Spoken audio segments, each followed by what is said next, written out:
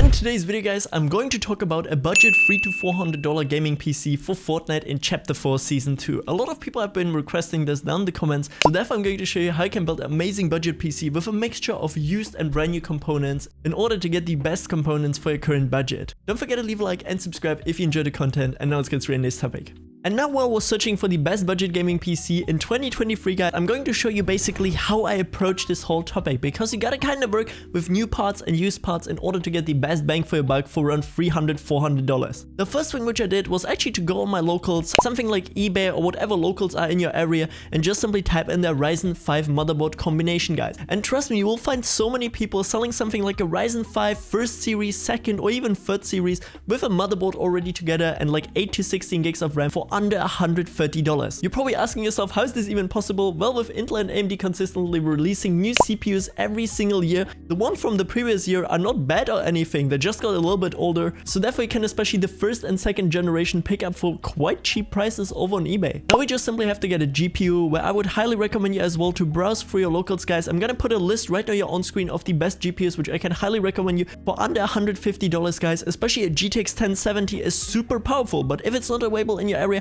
go for a 1650, a 1660 Super maybe, and maybe even a corresponding model of AMD, which you can find also for quite cheap actually. And once you get already your CPU, motherboard, RAM and GPU, the rest which you have to do is find a super cheap PC case, or actually it comes up to you how much you want to spend on a case, but I'm gonna tell you, don't spend too much on it guys. Of course a cool case is nicer than everything, but rather if you have like additional 50 bucks, spend that on an M.2 SSD and you're gonna have a lot better performance in your PC. Speaking about M.2s, the rest which you then only need is a power supply and a hard drive, which you can literally choose whatever you guys want. A gaming VPN is actually the best method to reduce your ping in any competitive games you guys trying to play, and no ping would be my #1 recommendation. They also have a built-in mode to reduce your input delay on any keyboard, as well as some of the best core tweaks everyone should apply on the gaming PC. And with the code right now you're on screen, you can even get 30% off, and they have as well a 7-day trial version, so therefore you can try it out and see if you like it. And of course guys, the link is in my description. For the power supply, I would say at least like around 500 watt guys, 80 plus bronze if it's possible for you. And for the drive, whatever you want to get, but I can highly recommend you a cheap M.2 SSD maybe for a system main storage, like a 256GB one, and then maybe additional 1TB hard drive for whatever you want to play on your PC. Now all you guys gotta do is basically make sure to build this whole entire thing together, and if you have no clue, just simply get someone who knows what he's doing. A lot of people know how to build PCs nowadays, and if it's a friend of you, you maybe don't even have to pay him, or maybe like 20-30 bucks and it's good. And this is a lot better than any of the pre-built options which you can get out there on the market guys, especially for free $400. Those are all like office laptops with like integrated graphics and maybe an i3 from like 10 years ago. And now I want to show you real quick one site where you can even check your PC config which you want to potentially build off eBay and see how much FPS you can actually get. And the website which I was talking about guys is called How Many FPS, and there's basically a bunch of people uploading their own benchmarks from their system rig for the database of this website. So those are actually real examples, and let's just say as an example that we want to check maybe like here Valorant,